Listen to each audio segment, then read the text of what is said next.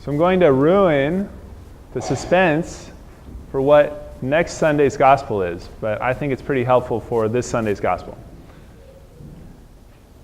And that is, next Sunday we hear about a story of Jesus running into a woman at a well in the middle of Samaria. And she has a very similar interaction with that of today in Nicodemus. But the result is almost entirely opposite. So I'd like us to try to figure out what happened and why. But I first want to remind all of us of the good news in today's gospel, that God so loved the world that he sent his only Son, so that none of us may perish but have eternal life. So that's the good news, right? But why is it that Nicodemus, who came to talk to Jesus, obviously wanting to know who he was, he's kind of fishing, right? He said, Jesus, we know God is with you. There'd be no other way you could do all these signs. Who are you, right? He didn't quite say that, but he was implying that. Why did Jesus answer in such a confusing way? Only those born again of the Spirit can really know me, can really know the kingdom. A day later, now not in Jerusalem, and now not in the night, but at noon, up in Samaria, Jesus has another encounter. And actually this time the woman wasn't seeking Jesus, unlike Nicodemus. He seeks her out.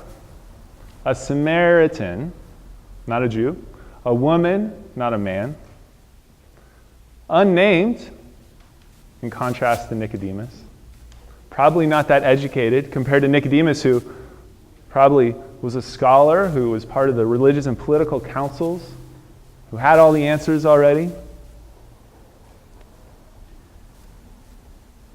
And he says, draw me some water. She knows this is weird, right? A man asking a woman, first interacting with her, and then a Jew asking a Samaritan. That didn't make any sense to her. And he starts another mysterious interaction. Look, if you knew who you were talking to, you wouldn't just get normal water. You get living water.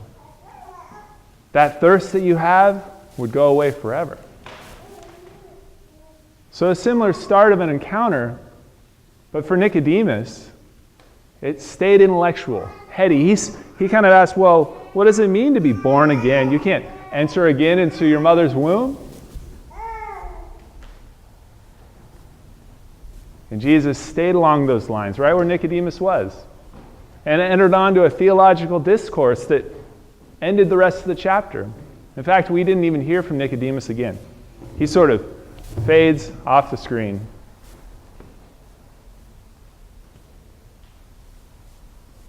The Samaritan woman responds differently. She says, what are you talking about? This water, I don't want to sit at this well drawing every day. How do I get this water? Again, another confusion, right? She's taking something literally, but this time she's sincere. She's curious. She wants to know. And so Jesus stays with where she is. Says, I can get you that water. She says, well, who are you? And he says, I'm the Messiah. He tells this woman from Samaria, who probably doesn't even fully understand what a Messiah is, who doesn't have a name, who's not educated, he tells her he's the Messiah. The grand good news of the Bible he tells to that woman, who in every single way, including that she was a sinner, right? She didn't have one husband, she had had 5.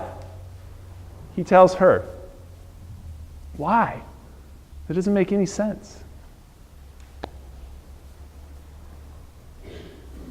I think it's important for us to think about that, though, because I think it can say something about our own attempts to get to know Jesus, our own attempts to be open to new relationship that can be transformative. Because what happens in her case, she says, she runs back to her village and tells every single person, there's a man who knew everything about my life. You need to know him too. Her life was changed like that. That sort of conversion experience some people have. Her whole village goes out to meet Jesus. They invite him to stay for 2 days. It's like a revival. But that Nicodemus just sort of fades from the scene. A hypothesis I have about what the difference is related to a truism I heard this week that I think, at least it really resonated with me. And that is, the farther away you are from pain, the more likely you are to philosophize about it. And that's something that really spoke to me because I recently have been realizing that especially on a particular political issue, I've been sort of in that sort of heady intellectual space, and this was around kind of immigration and these coming sort of deportations that seem to be happening. Because I'm a person of privilege, I'm an American citizen, I've got every sort of social privilege there is out there. And so I was, hanging a banner on our fence that says, "Immigrants and refugees welcome," which made me feel good, statement. Not really sure what it means.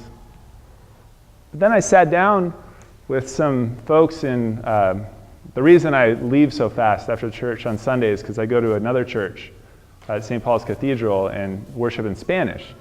And so some of the folks in that congregation are not citizens, who have kids who are citizens. And some of them aren't coming to church anymore because they're afraid to come to church. They're afraid to leave the house unless absolutely necessary. When they see cones in the street, they drive a different direction because they're afraid it's a checkpoint for an immigration check. Another family wanted to know how they could get legal help to get some sort of power of attorney for their 18-year-old daughter, who could then have the power to help with the medical care of their 12-year-old in case the parents get deported because the 12-year-old has some special medical needs. Real fear, real terror in this community, and these are people I know.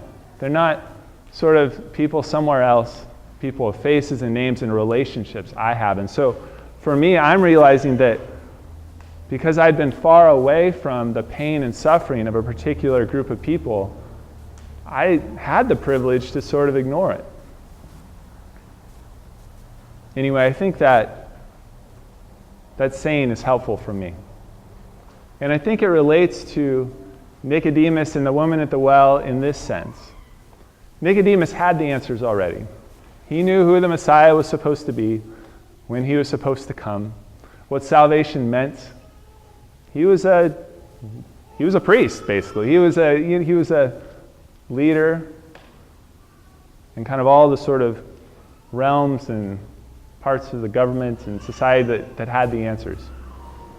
And so even if he wasn't conscious of it, he wasn't really open to the possibility that Jesus was that person right then, right now.